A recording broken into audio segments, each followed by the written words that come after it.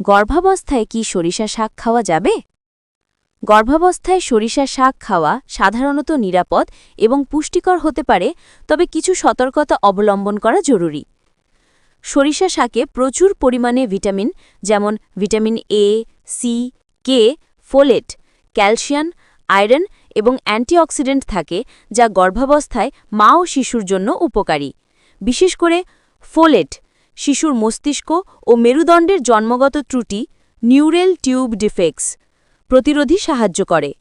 Vitamin K রক্ত জমাট বাঁধা এবং হাড়ের স্বাস্থ্যের জন্য গুরুত্বপূর্ণ। আয়রন রক্তাল্পতা বা অ্যানিমিয়া প্রতিরোধে সাহায্য করে। তবে কিছু বিষয় মনে রাখা ভালো। ১. ভালোভাবে ধোয়া ও রান্না করা। যে কোনো শাকসবজির মতোই সরিষা শাকও রান্না করার আগে খুব ভালোভাবে পরিষ্কার করে ধুয়ে নিতে হবে। কাঁচা বা অপরিষ্কার শাক খেলে তাতে থাকা ব্যাকটেরিয়া বা প্যারাসাইট গর্ভাবস্থায় ঝুঁকি সৃষ্টি করতে পারে। ২. সরিষা বীজ বা সরিষার তেলের ক্ষেত্রে সতর্কতা। অনেকে মনে করেন অতিরিক্ত সরিষা গরম প্রকৃতির হওয়ায় শরীরের তাপমাত্রা বাড়াতে পারে, যা গর্ভাবস্থায় ক্ষতিকর হতে পারে। তবে সরিষা শাকের ক্ষেত্রে এই ঝুঁকি কম। ৩. অতিরিক্ত ভিটামিন এ।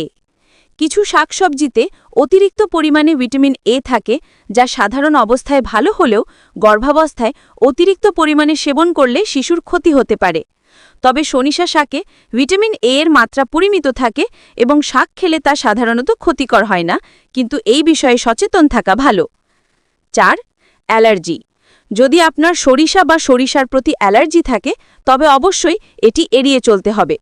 উপদেশ: সবচেয়ে ভালো হলো আপনার খাদ্য তালিকায় কোনো বড় পরিবর্তন আনার আগে অবশ্যই একজন ডাক্তারের সাথে পরামর্শ করে নেওয়া উচিত। তিনি আপনার স্বাস্থ্য পরিস্থিতি এবং প্রয়োজন অনুযায়ী সঠিক পরামর্শ দিতে পারবেন।